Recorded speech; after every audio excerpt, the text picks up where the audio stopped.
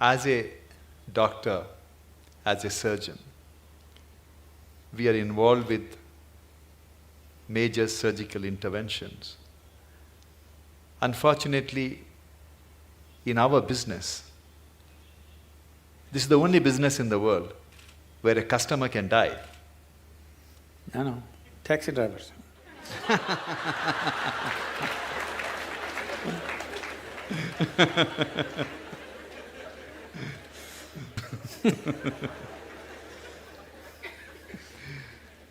It's however much you try, Sadhguru, to dissociate ourselves. When you are operating, you need to concentrate and do the job, but what comes to your mind is the young wife, young children waiting outside. The margin of error is very small, few millimeters here and there. Then you think what are the consequences on them. Then you start thinking about when you are a kid, if something happens to your father, where you would have been. We are after all human beings.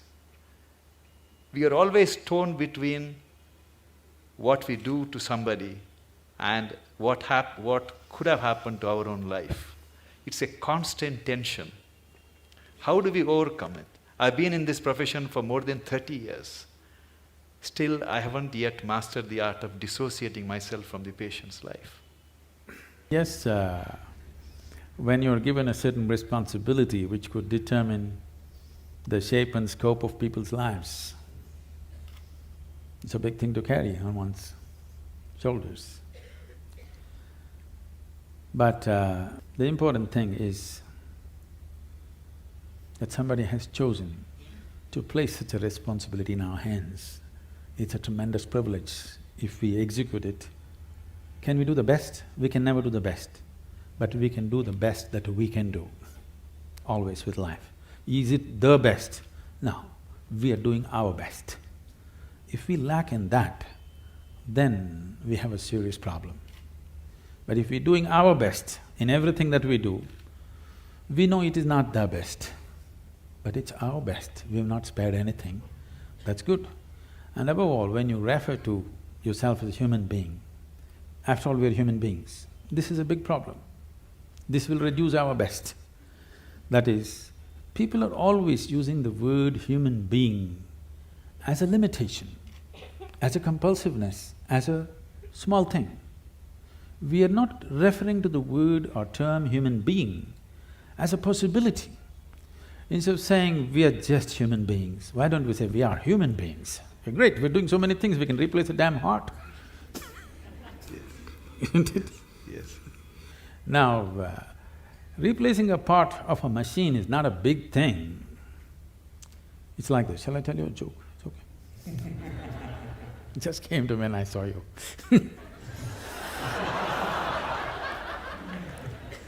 So, a cardiac surgeon took his Aston Martin, which was giving him a little bit of trouble, engine trouble, to the mechanic. So he said by evening he'll have it ready. After his hospital job, he went there to pick up his car. It was not ready. The mechanic was swaggering around a little bit, and I said, "Hey doc, why is it I do the car's engines, you do people's engines? After all, a pumping thing, you know. Why is it that you earn in millions, I just make a few bucks? Come tomorrow, doc, we'll fix it." So the doctor looked at him and said, "Try to fix the engine when it's running."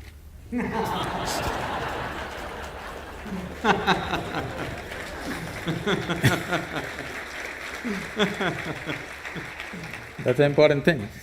You got to keep it running and fix it.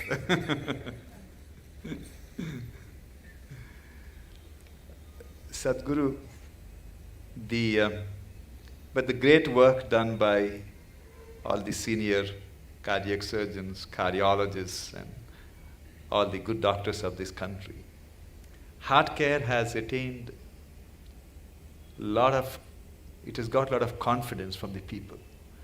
It's very interesting, Sadhguru, when I started my career 25 years ago, I left England 25 years ago. I started in Calcutta. If I told a patient then… Lot of heartbreak there.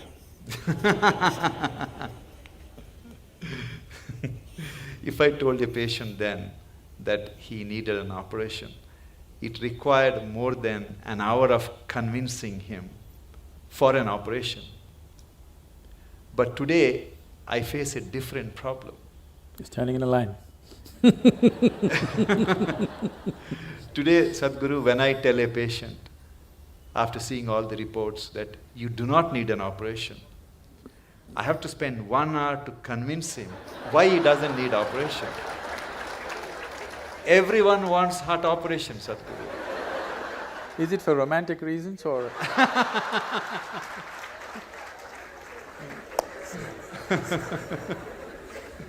How do we convince people that fixing the heart is not like,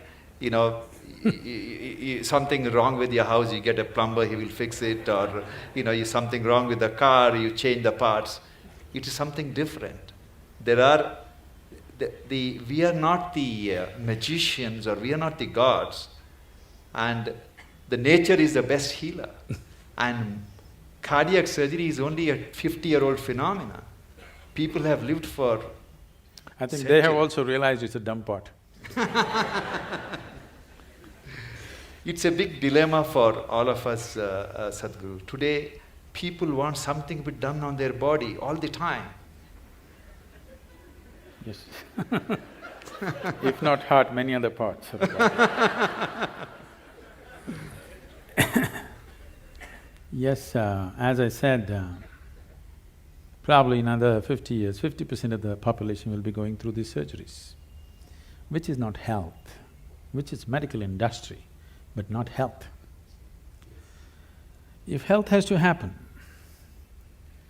a culture of health has to come in.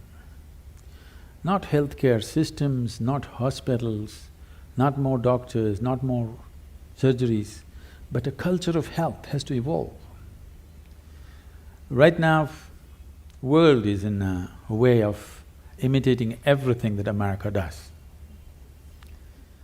They eat badly, they live badly, and they have a $3 trillion bill of healthcare. It's sinking the country, okay? It's sinking the whole nation, healthcare. We want to follow the same things. We want to dress like them, we want to eat like them, we want to live like them, and we want to get unhealthy like them, but our country cannot spend $3 trillion on you for sure, we'll let you die. Yes. We're not going to reach out to everybody and do surgery for 1.25 billion people. That's not going to happen in near future. And if it doesn't happen, it's a disaster. If it happens, it's a bigger disaster. That people do not know how to live well is a disastrous way. That I would say 70% of the ailments on this planet can be just handled with better sense of living, eating, atmosphere. If you manage, 70% will be gone. You can achieve this in 12 to 15 years of time on the planet if a determined effort is made by the people, by the policy and by everybody concerned, particularly the hospitals. They can do a lot. Because when they're sick, they listen, Otherwise they don't. When they're well, they don't listen. When they're sick, they will listen. They have ears, more ears than two when they're sick. That's the time to talk to them as to how to live better. These things are not new to us, these are very strongly rooted in our cultural milieu, but we are throwing it away for something which will bring us a lot of trouble. For immediate attention, for immediate intervention, of course, medical intervention is primary and it's most vital, there's no question about that. But long-term health will not happen because of medical sciences as we know it. Long-term health of a society or a nation or the planet will not happen that way. We have to bring a culture of health. What is the way to live, what is the way to eat, how to keep our body, how to keep our mind, how to keep our breath, how to keep the atmosphere around us. If this culture is not brought into us from our childhood, I would say it must be brought into the school curriculum itself. It must be brought in, healthful ways of living, because if you do not build healthy people, You're going to have educated and sick people and you're going to build a nation or a world out of it? With sick people, you're not going to build a great nation, you can only build a sick nation. And that is happening across the world.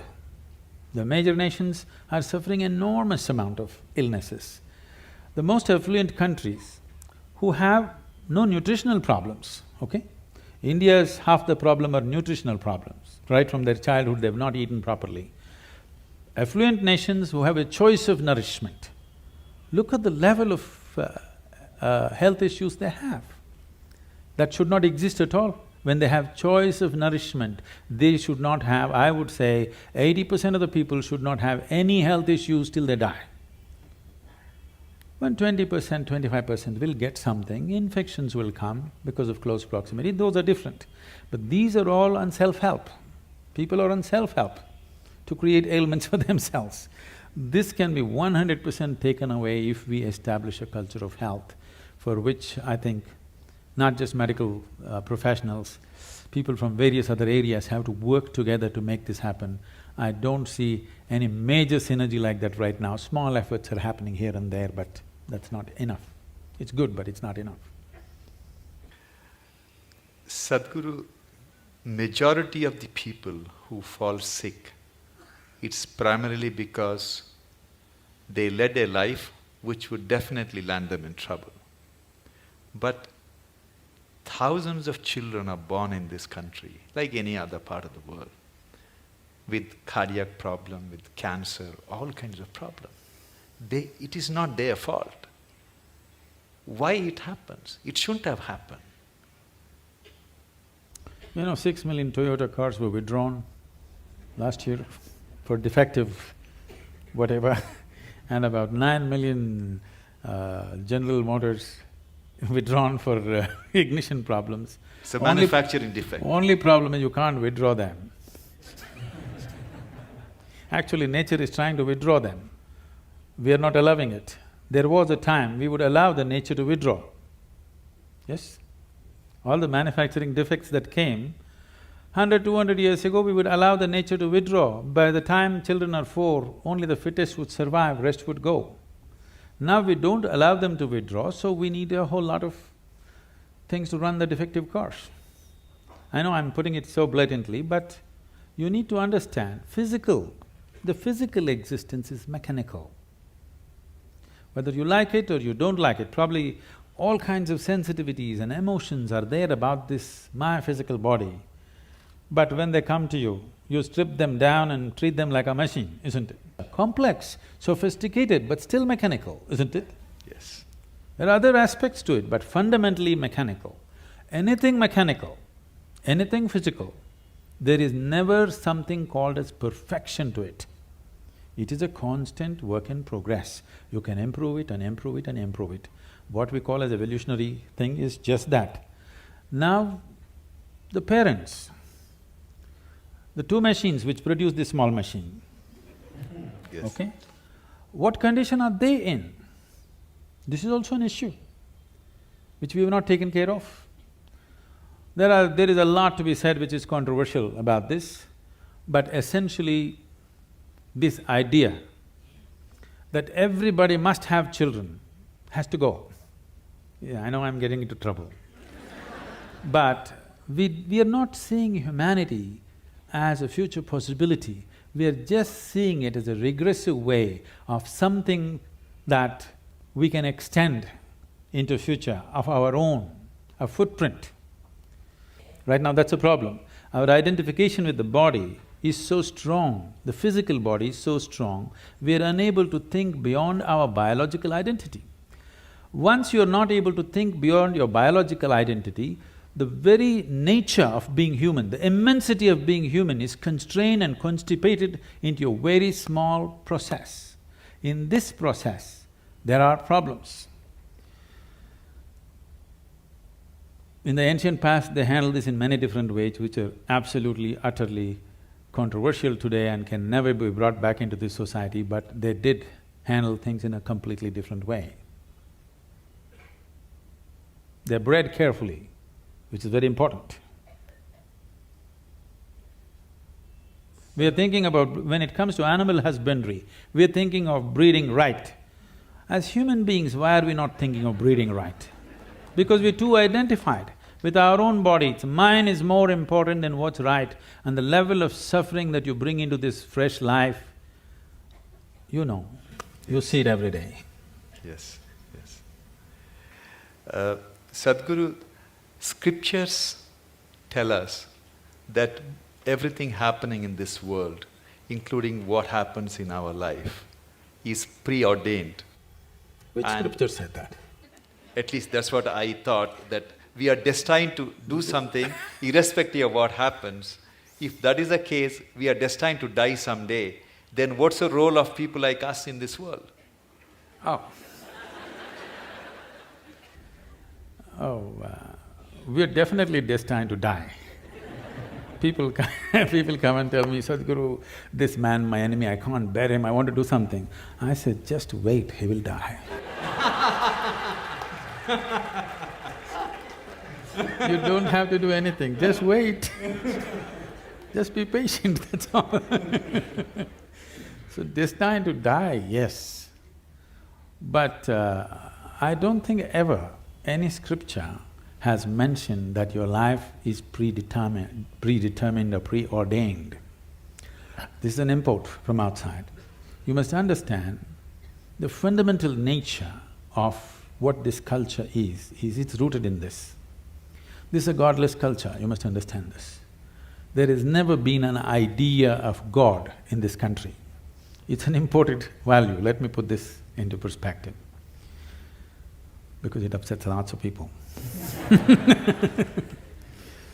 We have many divine entities, many. We count some 33 million, something like that. How did all these gods come up? So, the idea, the monotheistic idea is there's a god sitting out there and doing things to you, so they believe in dictatorship, that there is somebody who determines everything. Not so in this culture. Here, there is no idea of God, but there are many divine entities. What are these entities? Generally, if you look back, the language that was used for all the deities that you have is, you're a Devi, is a yantra, always a yantra. The word yantra literally means a machine or a device or a tool. When I refer to our own yogic temples as tools, people get offended. Sadhguru, don't say that, it means more than our life. I said, if you are offended by this, you come to the ashram.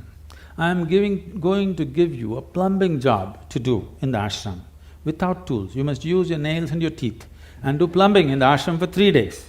After 3 days, I'll give you a chain winch or a spanner. Will you worship or no? Will you worship the tool or no after having lost all your teeth? So the power of the tool is something that we always understood. We as human beings, we are who we are on this planet only because of the tools that we have created. If we did not have any tools, a dog would dominate us, isn't it? Yes or no? Yes. It's only because of the tools human beings have become who they are. So a screwdriver is a tool too, but there are subtler tools, energy tools, subjective tools, which can open up different dimensions of life. So for every dimension we create a different tool, a different possibility, because we clearly know without this tool we would never access this possibility. We bow down to it and we worship it, because without being worshipful it will not yield to you. We clearly know gods are our making. It is just that others have forgotten. So here we told you, your life is your karma. This means your life is your making. Where is the question of preordained? Such a thing never arises in this culture. Thank you, Sadhguru. But it's dangerous for a doctor to think it's preordained.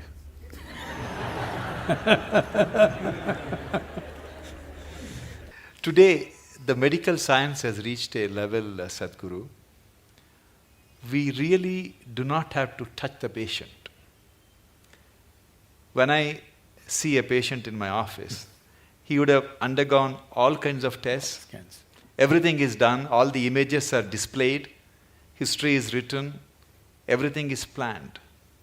Technically, I can see the reports and tell the patient, okay, you need a bypass or you need valve replacement.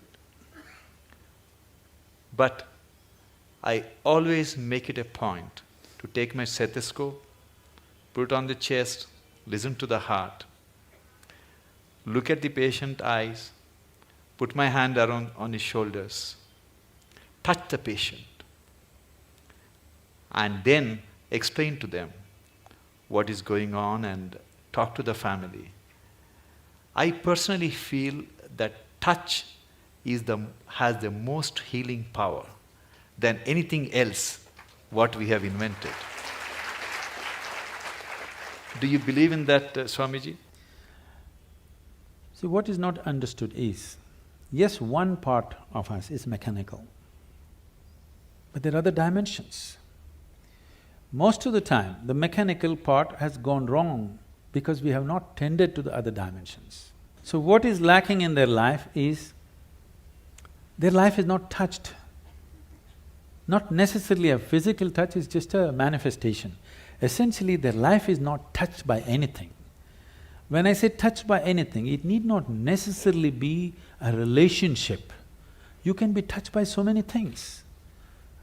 I don't know how many of you, when was the last… how many decades ago did you watch a sunrise?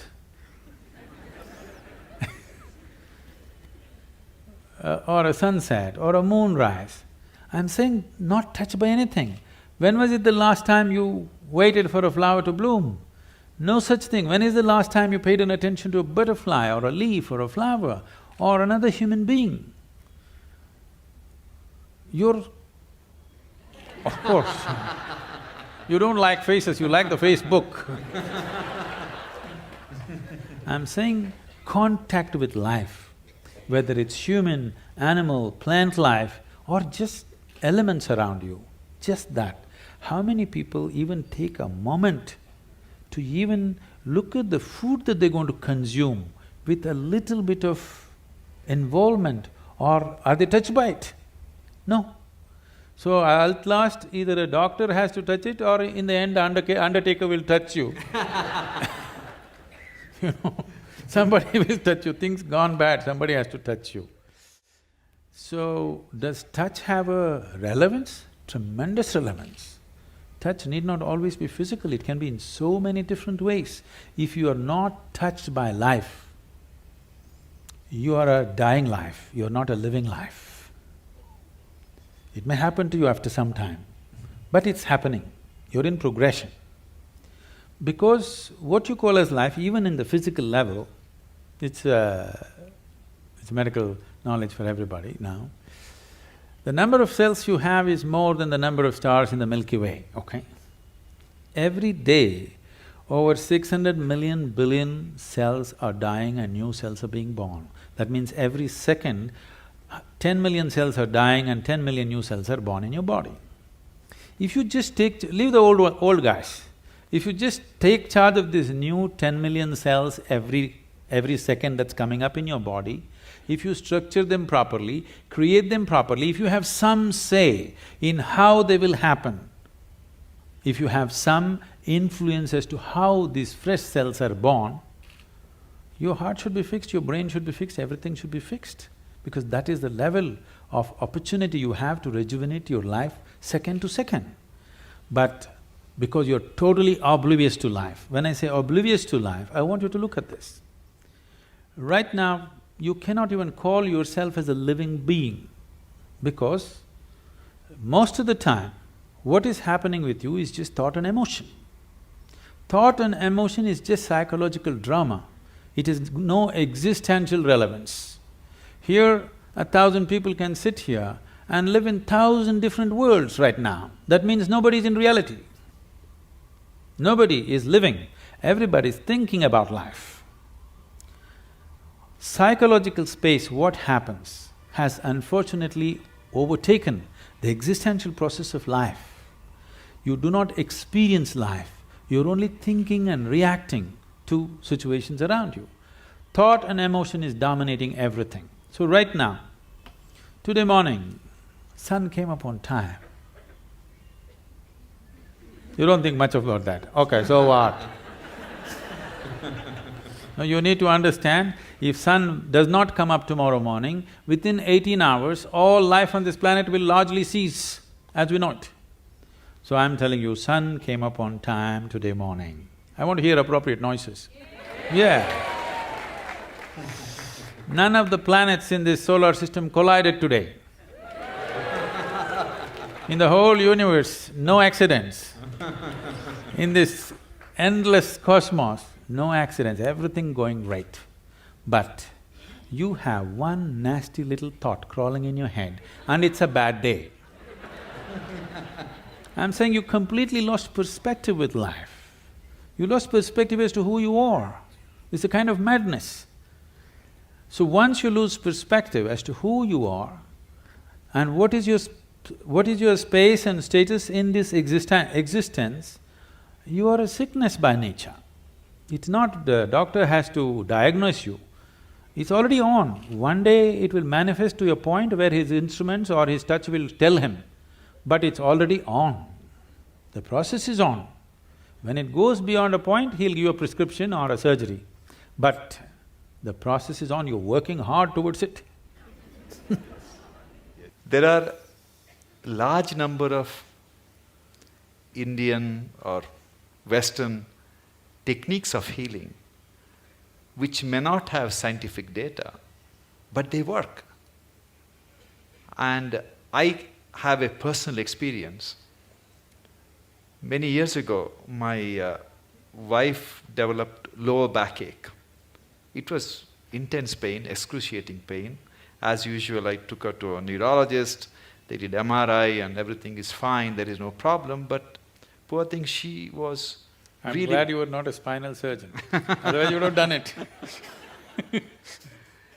Then my brother-in-law suggested that I should take her to see a acupuncture specialist.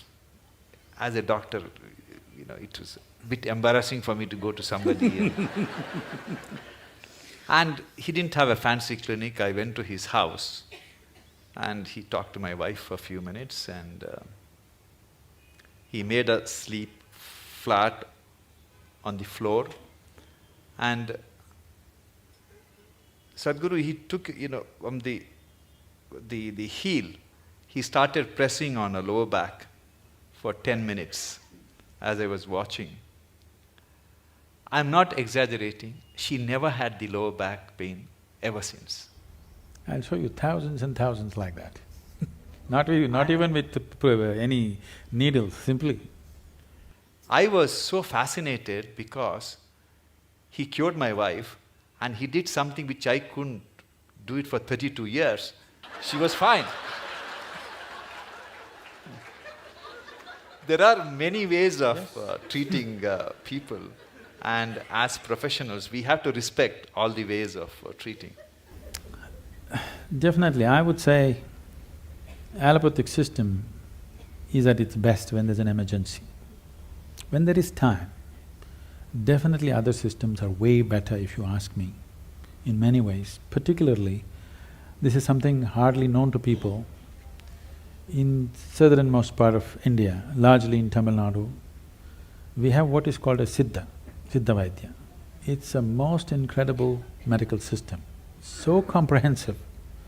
There are over 300,000 formulations. I don't think even modern pharmacopoeia has that. Over 300,000 formulations elaborately written down. And the fundamental difference between Ayurveda and Siddha is, Ayurveda is herb-based, Siddha is elemental. The only thing is, the skill level that it demands from the doctor is a challenge in modern world. This is something that you have to live, then only it works. The person who administers it is as important as what is administered. Who administers it? You're talking about touch, so who administers it is important, not just what is administered. But the nature of modern medicine is, you write a prescription, some chemist who knows nothing about it gives it, and they take it. It's only purely chemical and it works. But when there are chronic ailments, if there is infection, killing it with whatever, chemical bombing it is the way to do it. But when you're generating an illness from within, correcting it from within is most important. If there's an emergency, you have to intervene more aggressively, that's different. But these systems have such a comprehensive knowledge about health and well-being. But the problem is, it needs a lifelong involvement and dedication to become something good with this kind of system. It is not something that you can acquire as a profession and do it. Always it was seen as a sacred duty that you can actually…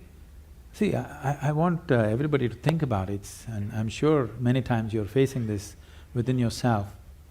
It is not a prescription, it is not a surgery, it is not something. It's a person's life, whether he lives or dies. I mean, your existence, it is not a case, it is not a statistic. For that person, it is the only life that he has. This needs far more deeper attention than just being handled as a profession. I think that sense of dedication and involvement, individual doctors might have grown into it, but still that's not there as a culture. That is not there. It should not be seen as a profession, that's what I'm saying. Yes, of course, monetary requirements are there, that will happen, that's a different thing. But first of all, it must be seen as a certain commitment and a certain privilege that you are able to either end or extend somebody's life is not a small privilege. Sadhguru, many years ago, when my son was a little kid, he gave me a book written by Swami Vivekananda. He was describing how ancient gurus could communicate with each other thousands of miles away just by thought. It's essentially… it's like a modern internet, how one computer can communicate with another computer in US or Europe, anywhere. Do you believe that human mind can be trained to influence another human mind or people's mind who are far away just by tuning our mind to the right frequency? Can it be trained? Can we learn that art? You're trying to beat the cell phone companies.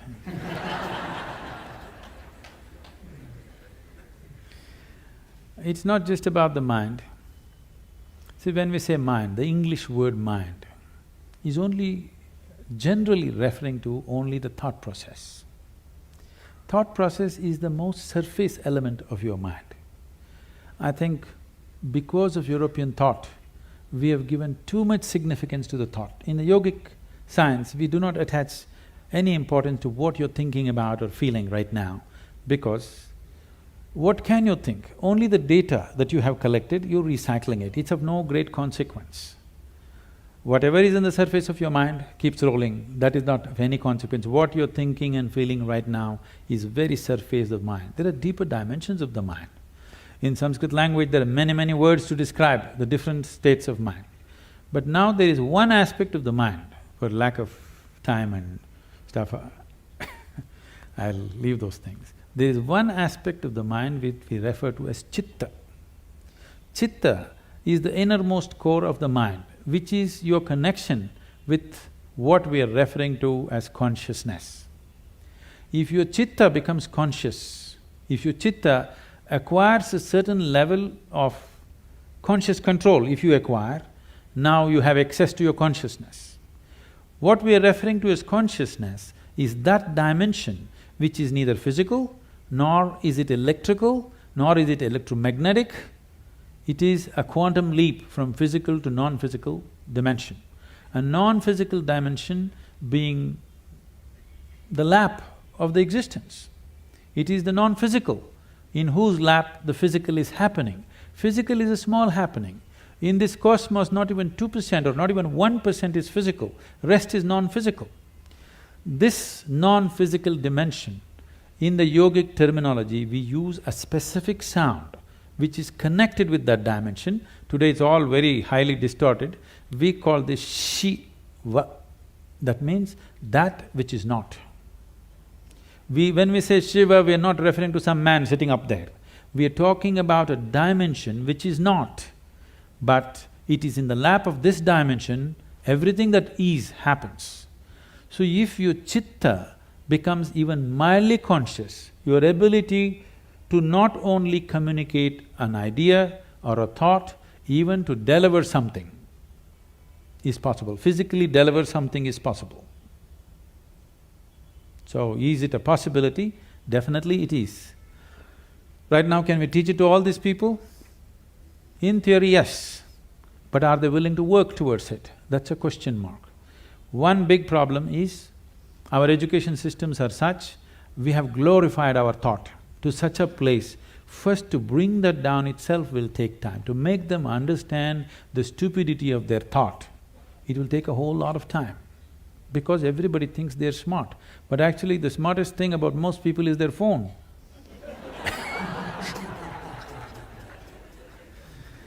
Because your thought process is just an outcome of the limited data that you have gathered.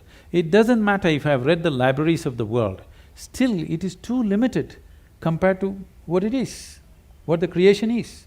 With all the scientific development, we still do not know how a leaf really works. We do not know how a single atom in its entirety we do not know with all the scientific exploration. So that should be humbling enough for everybody to know that we know how to use things, but we do not know what it is. It will take lifetime of attention to even grasp the fundamentals of what it is. So if people are willing to first of all understand, like the whims of their heart, you just dismissed as dumb, okay? If they also understand the so-called smartness of their thought process and emotion is quite dumb, now it becomes easy. It becomes easy to train people that communication it's not like, now I want to generate this thought and give it to you, not like that. Things will happen to you before you think. What is best for you will simply happen to you even before you articulate in your mind. You don't have to ever think what you want to become, how you want to be. Life will just arrange itself. An intelligence beyond what you can contain in this bone box starts working for you, and it'll work. You've heard of Ramanujam and others, just opened a window with their Devi, and he becomes that kind of a mathematician, which is, even today after 1 century, they're still trying to figure out what he said. And the mathematical calculations that he gave is the backbone for describing the black holes in the universe. When he was there was no word called black hole, nobody knew there is such a thing. When we say black hole, what we are talking about is the curve of time and gravity, which is something modern science is battling with. He made mathematical background for that. As the curve increases, what is in existence, physical existence, becomes non-existence. So this is what it is when we say yoga. You reduce the curve in such a way that what is largely physical becomes non-physical. Once it's non-physical, time and space is not an issue. Once time and space is not an issue, communication is simply there.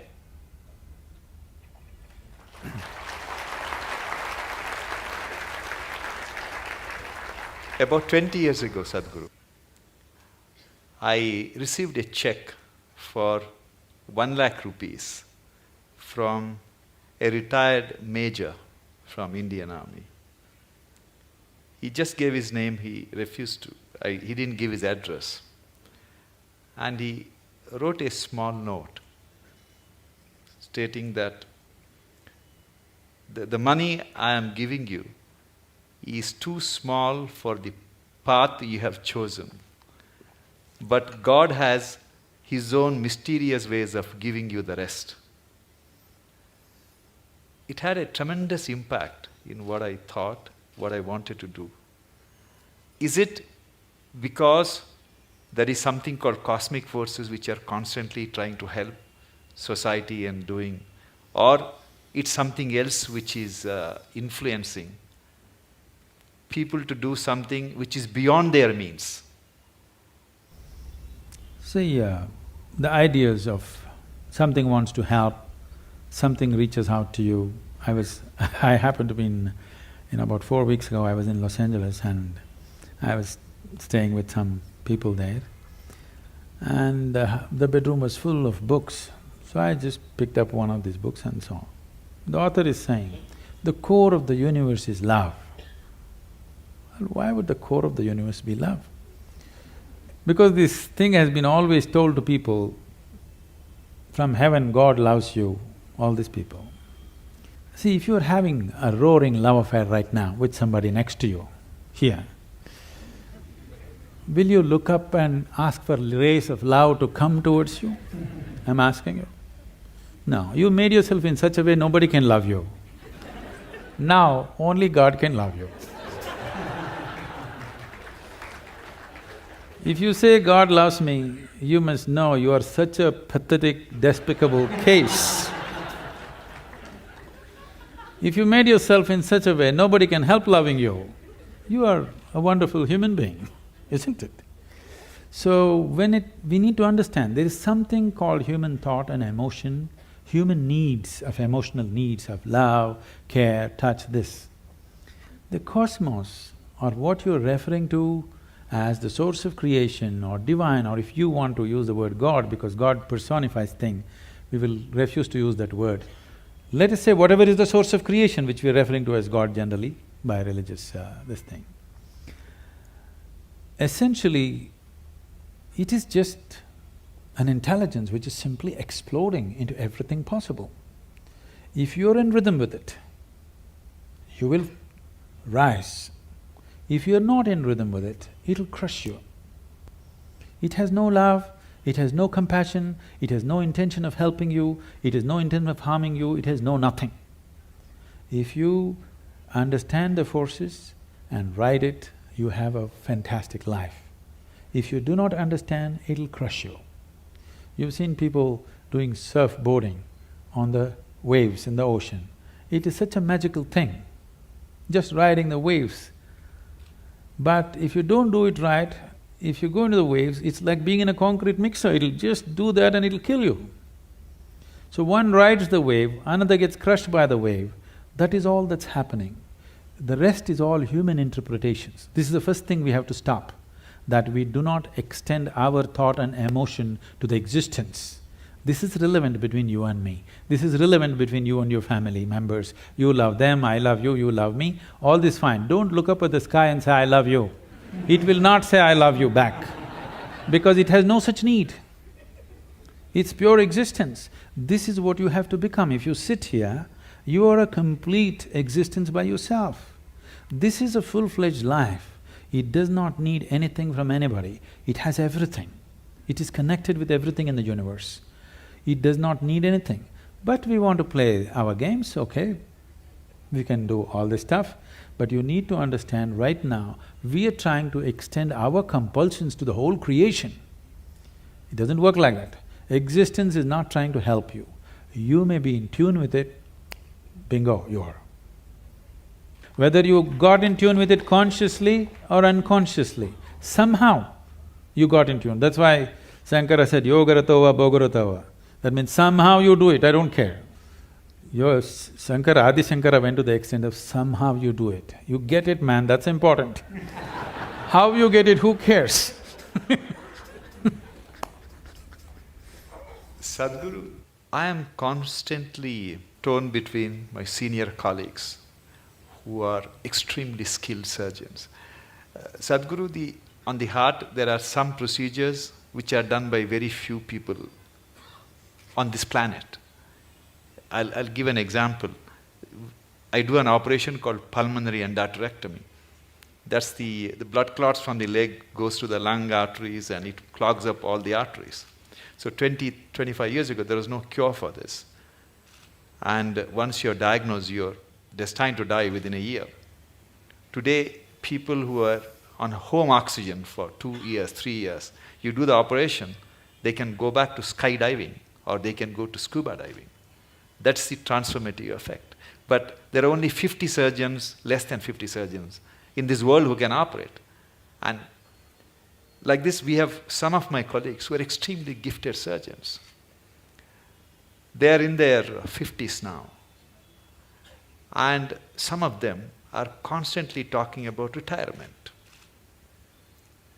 Especially one surgeon who is an extremely gifted surgeon who can fix any damaged valve. He is single, he has no other commitments. Every other day he talks about going to Benares or somewhere and retire. And I keep telling him that God didn't create him to retire and meditate. He has to be fixing all these problems.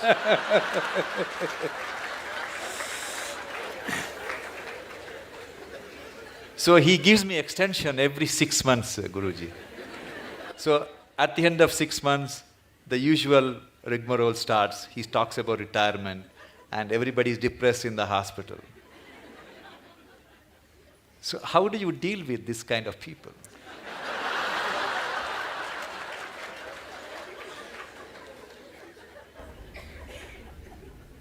You must give him a 1-year sabbatical with me. Yes, because the need or the idea of retirement enters anybody's mind because of the monotony of what they're doing, whatever it may be. Somebody else may think it's a great thing, but in your experience, somewhere it's becoming monotonous or stagnant. Stagnation is one thing that human intelligence and human system cannot take, and most of the ailments are because of stagnation of life. They may be getting their, once in 3 years promotion, they may be making little more money, all these things may be happening. But somewhere experientially there is a stagnation, which could be a major cause for many of the complex ailments that people manufacture within their systems. The more complex they get, you try to create more talented surgeons. I'm saying we are manufacturing the problems, we are trying to manufacture a solution. I think as we offer solutions, people who have already gotten into problems, they need solution. But it's very important that we teach people how not to create these problems, so that instead of 50, you have to produce 5,000 expert surgeons to attend to all these people who are on self-help to illness.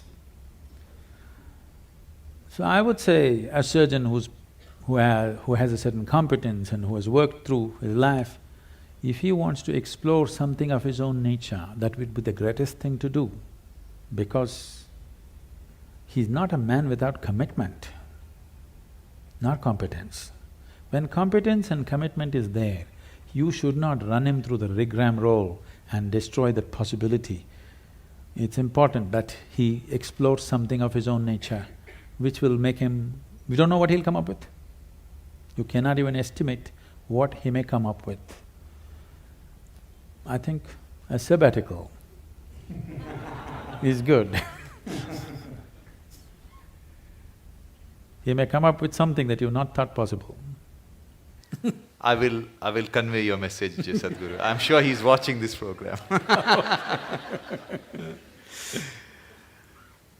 Sadhguru, I believe that talent is something which is grossly exaggerated in success. When I was in medical school, I used to teach martial art. That was my passion.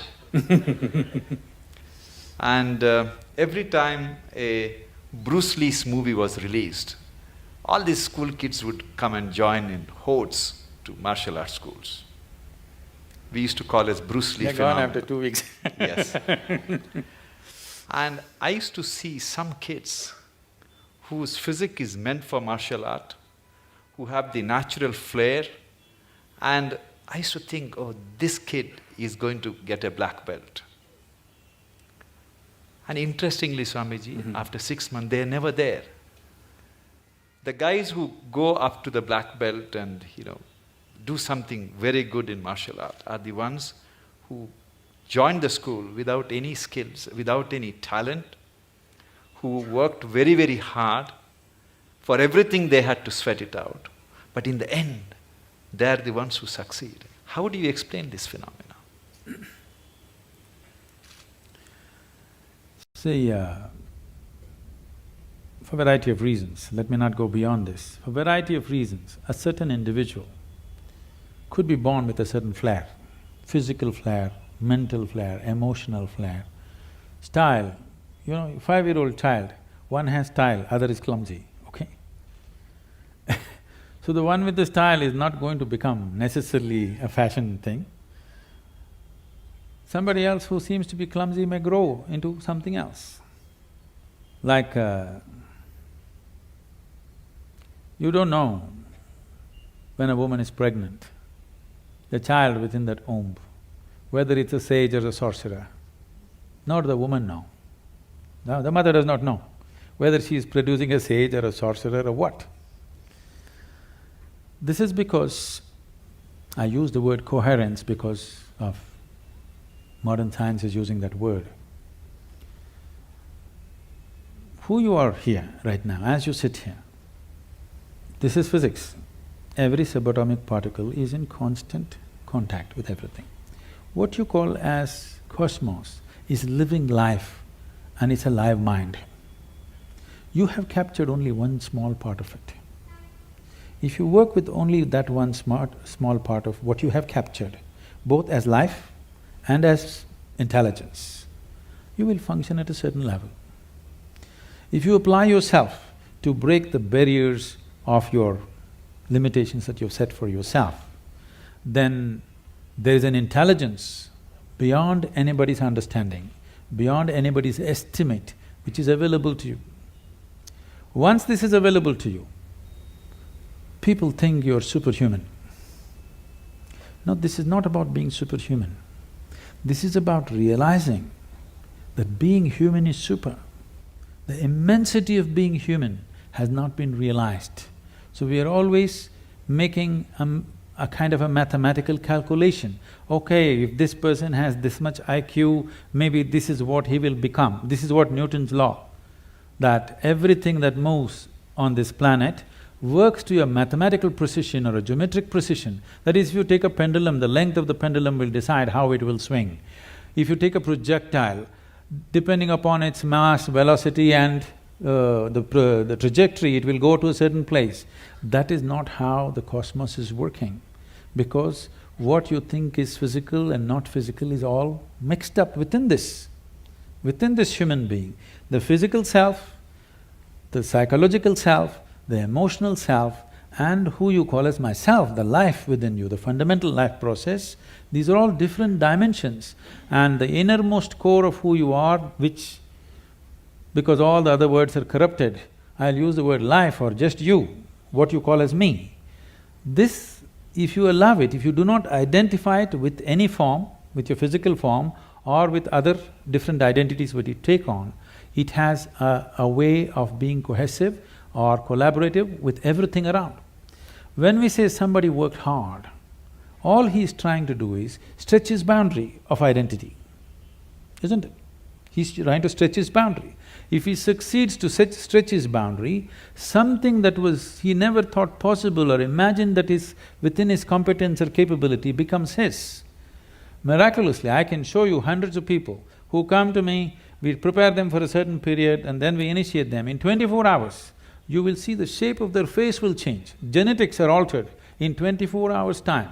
You can see the photographic images, they have actually changed dramatically overnight simply because of a certain extension of their identity. So, in the Indian spiritual milieu, see, when you say spiritual, we must understand this. This is not about looking up or looking down. When we say spiritual, we are talking about transcending the limitations of physical.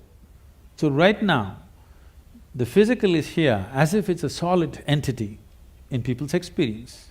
But modern physics is telling you and medical science is beginning to tell you, or if people don't understand, if they just hold their nose for 2 minutes, they understand that they are not an independent existence. It is in transaction, not just in terms of breath. Even on the level of subatomic particles, it's in constant transaction.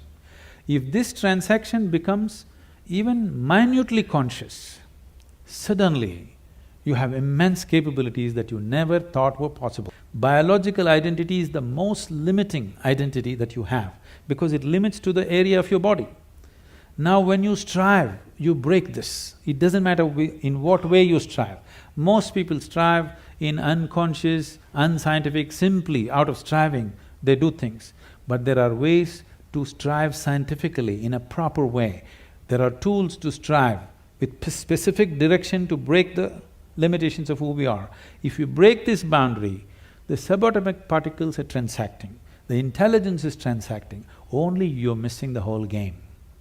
If you don't miss the game, if you are in the game of life, not in the game of thoughts and emotions, you are in the game of life, suddenly just about anything you want you can do, not this or that. I'm saying anything a human being can do, simply if he breaks his barriers. And these barriers are many levels, but the most fundamental thing is the identity.